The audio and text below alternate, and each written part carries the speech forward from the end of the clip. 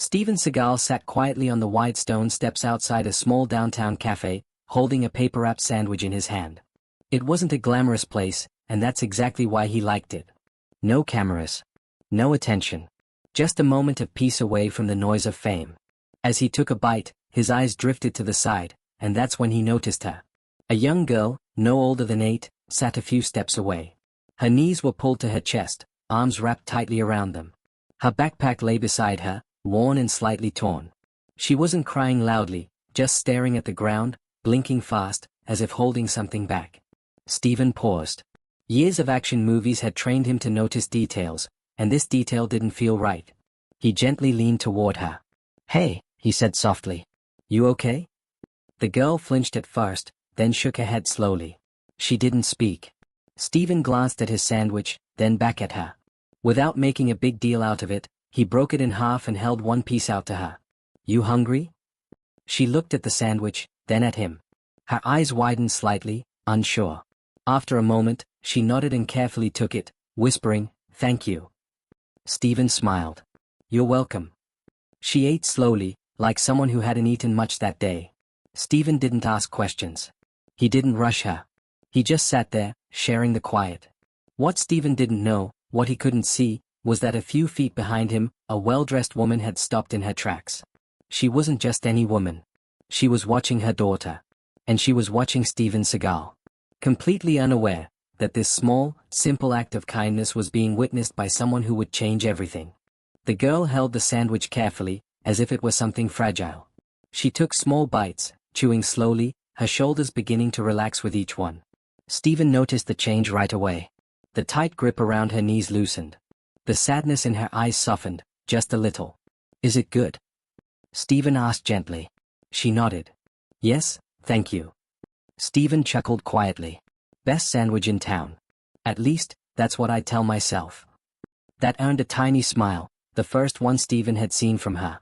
They sat in silence for a moment, watching people walk by.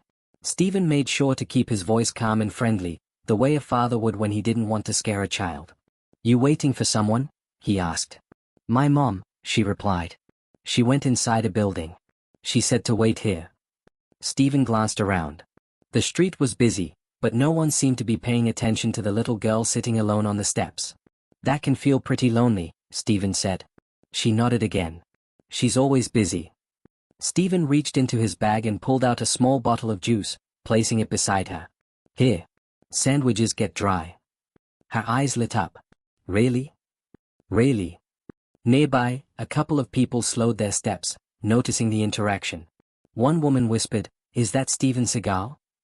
Another raised her phone slightly, unsure whether to record or respect the moment. Steven didn't notice.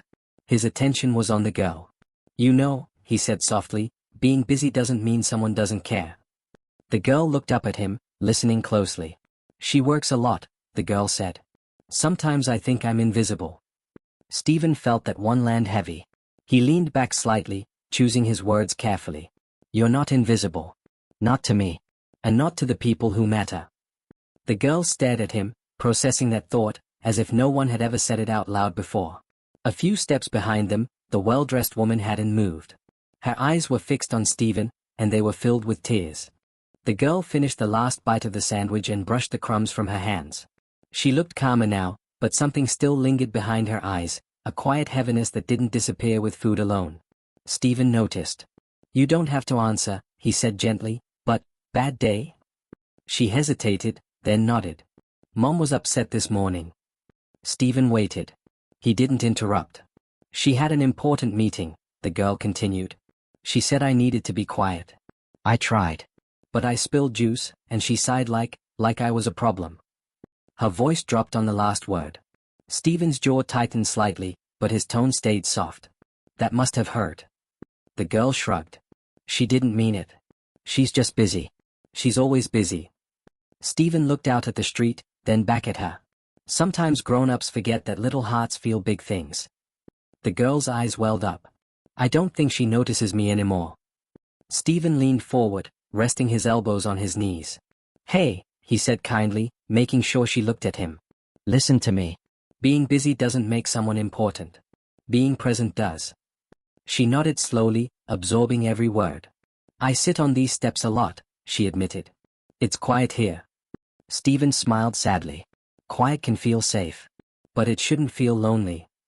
He reached into his pocket and pulled out a folded napkin, handing it to her as a tear finally slipped down her cheek. At that exact moment, a shadow fell across the steps. A woman stood there, tall, elegant, dressed in a sharp business suit. Her phone was still in her hand, but she wasn't looking at it anymore. She was looking at her daughter. And she had heard everything. The girl wiped her eyes and looked up. Mom? The woman took a step forward, her voice trembling. Sweetheart. Steven slowly stood, sensing something important had just shifted, though he still had no idea who the woman really was. What he did know was this. Sometimes, the smallest kindness doesn't just feed a hungry child. It wakes up a sleeping heart. The woman stood there for a long second, as if afraid that moving any closer might break something fragile. Her confident posture, the kind shaped by boardrooms and big decisions, was gone. In its place was something raw. Guilt. She knelt in front of her daughter, placing her phone gently on the step beside her. I didn't know you felt like that, she said softly. The girl looked down, fingers twisting together. I didn't want to make you more stressed. That sentence hit the woman harder than any angry accusation ever could. I'm so sorry, she whispered. I never meant to make you feel invisible. Steven stepped back slightly, giving them space. He didn't interrupt. He didn't explain himself. He simply watched, quietly proud, yet completely unaware of the full picture unfolding. The woman turned toward him, eyes glistening.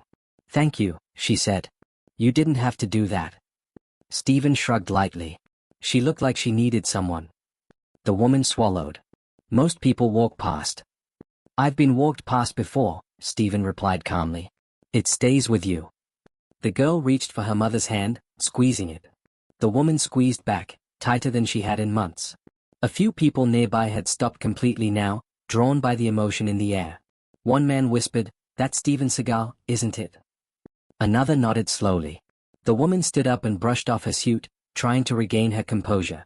She took a deep breath and looked at Steven with new eyes, not as a celebrity, not as a stranger, but as a man who had seen her child when she hadn't. I owe you more than a thank you, she said. Steven shook his head. You don't owe me anything. She hesitated, then spoke carefully. I was standing right behind you the whole time. I wanted to see if you were kind when you didn't think anyone important was watching. Steven raised an eyebrow, surprised. And? A small smile appeared through her tears. You passed. Steven chuckled softly, unaware that this was only the beginning. Because what he still didn't know was who she really was. And how powerful her next decision would be. Steven glanced at his watch and adjusted the strap on his wrist. I should get going, he said gently, not wanting to intrude any longer. The girl's face fell for just a second. Are you leaving? Steven smiled warmly. Only from the steps. Not from the moment. He crouched slightly so he was at her eye level. You're strong. Don't forget that. She nodded, holding those words like something precious. The woman watched closely, not just her daughter, but Steven. There was no show, no performance. No attempt to impress. Just sincerity. May I ask your name? She said. Steven, he replied simply. Her eyebrows lifted slightly. Steven? Seagal? He hesitated, then smiled sheepishly. Yes, The woman let out a soft laugh of disbelief. I thought I recognized you. Steven waved it off. I'm just a guy who got hungry. She studied him for a moment, then extended her hand. She paused, glancing at her daughter. Her mom. Steven shook her hand, respectful as ever. Nice to meet you. People nearby had fully stopped now. Phones were raised. Whispers traveled fast. That's him. No way. He shared his food with her. The woman inhaled deeply. I need to tell you something, she said quietly. That building I went into? It's mine. Steven blinked. Yours? I'm the CEO. The words landed softly, but their weight was enormous. Steven's expression didn't change much. He simply nodded. That's impressive. No shock. No excitement. No expectation. That reaction seemed to affect her more than any praise ever had. I've spent years building companies, she said, her voice thoughtful. But I almost missed the most important thing standing right in front of me. Her daughter squeezed her hand again. I don't know how to thank you, the woman added. Steven smiled. Just remember how she felt on these steps. The woman nodded slowly, emotion returning to her eyes. Because in that moment, she realized something powerful. A sandwich had fed her child's stomach. But kindness had fed her heart. The woman took a slow step back, as if seeing the scene from a distance now, her daughter on the steps, Steven standing nearby, and a small crowd frozen in quiet awe. She turned to her child. "Sweetheart, would you like to tell me what Steven did for you?" The girl looked up, then smiled shyly. He shared his sandwich, and he listened. Those words hit harder than any compliment. The woman faced Steven again, her voice steady but emotional. "You didn't just help her today. You reminded me what I almost forgot." Steven shrugged gently. Sometimes people don't need solutions. They just need someone to notice them. A man nearby lowered his phone and whispered, "That's real kindness." Another murmured, "Most people would have walked past." The woman pulled out her phone, not to film, but to send a message. "I'm canceling my next meeting," she said calmly. "Some things matter more." Her daughter's eyes widened. "Really?" "Yes," she replied without hesitation. The crowd felt it, that shift. Not just a sweet moment, but a turning point. The woman turned back to Steven. "I want to share this story," she said. "Not to make you famous, you already are, but to remind people that kindness still exists." Steven hesitated for a second, then nodded. "If it helps someone, go ahead." Within hours, a short post went live. No drama. No exaggeration. Just the truth. "A stranger shared his lunch with my daughter when she felt invisible. He didn't know who I was. That's how I knew it was real." The post spread fast. Thousands. Then millions. Comments flooded in. This restored my faith in humanity. True character shows when no one important is watching. That little girl will never forget this. Steven Seagal trended, not for a movie, not for fame, but for compassion. And standing there on the steps, he still didn't realize. This wasn't the end of the story. By the next morning, the story was everywhere. News sites picked it up first, followed by social media pages, talk shows, and blogs across the world. Headlines didn't scream. They didn't exaggerate. They simply told the truth. Steven Seagal shares his lunch with a lonely girl, and changes everything. People weren't impressed by his fame. They were moved by the simplicity of it all. A sandwich. A few kind words. A moment of attention. The CEO watched the reactions quietly from her office, her daughter sitting beside her instead of waiting alone on the steps. For the first time in years, she had cleared her entire schedule. No meetings, no calls, no distractions. "Do you know why people are sharing this?" she asked her daughter. The girl thought for a moment. "Because he was nice." The woman smiled. "Because he was present." Later that week, she made a decision that surprised even her board of directors.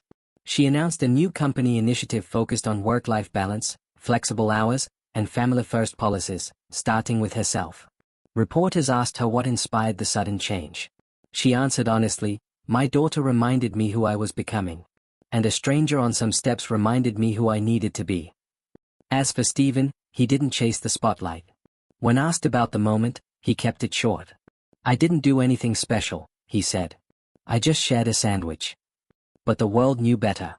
Letters arrived at his office from parents, teachers, and even children, all saying the same thing. "You made me want to be kinder." The girl never forgot that day. Years later, she would tell people it wasn't about the food.